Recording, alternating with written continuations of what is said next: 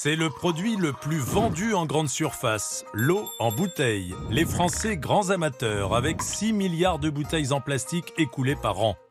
Ça représente 89 bouteilles par habitant chaque année. De quoi remplir 7 piscines olympiques par jour. Un marché juteux, les ventes d'eau embouteillées représentent 2,7 milliards d'euros en 2023 dans les grandes et moyennes surfaces. Pour les 3/4, il s'agit d'eau plate et pour un quart, c'est l'eau pétillante.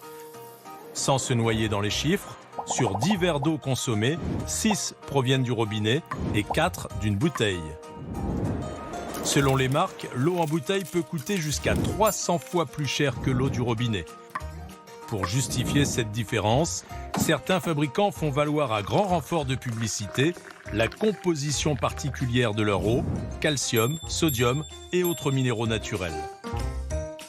De l'eau minérale en bouteille, mais il existe aussi des alternatives avec un marché en plein essor, celui de l'eau du robinet filtrée ou encore de ces machines à eau gazeuse maison. Elles comptent déjà plus de 10 millions d'utilisateurs en France. Aurélia Chopin avec Hervé Pozzo. Les chiffres parlent d'eux-mêmes et ces images aussi. Les bouteilles en plastique sont de loin le déchet qui pollue le plus dans le monde. En France, seule la moitié d'entre elles sont recyclées. Pourtant, beaucoup d'alternatives existent. Eau du robinet, système de filtre, machine à gazéifier l'eau, autant d'usages possibles que de consommateurs. Pour avoir de l'eau gazeuse, j'ai la bouteille, on nomme la marque, et on fait des bulles. J'achète les premières bouteilles d'eau en magasin et après je les remplis.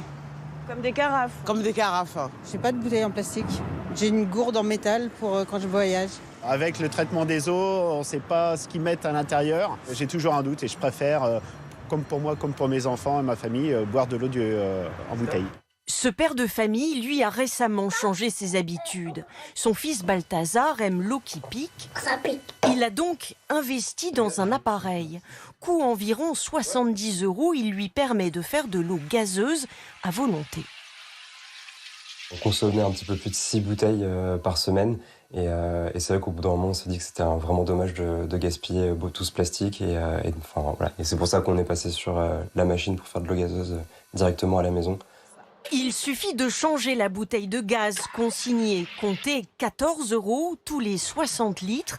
10 millions de Français en sont équipés. D'autres solutions existent pour ceux qui n'aiment pas le goût de l'eau du robinet. Ce type de carafe filtrante promet de la débarrasser du chlore, de certains métaux lourds ou du calcaire.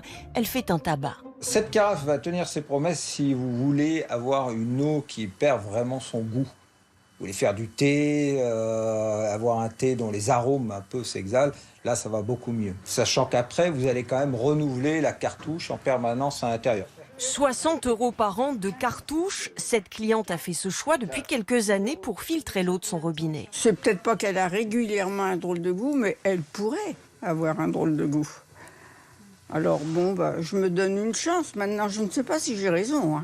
20% des Français en possèdent une, mais il faut conserver l'eau au frigo, changer régulièrement les filtres et la boire dans les 24 heures pour éviter d'y fabriquer un nid à bactéries.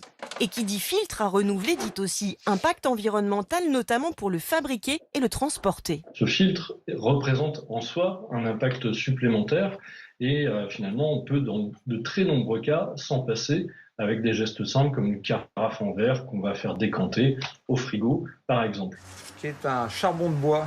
Moins de promesses d'usage plus simple, ce bâtonnet de charbon, 10 €, peut servir pendant 6 mois pour filtrer le chlore et quelques résidus chimiques.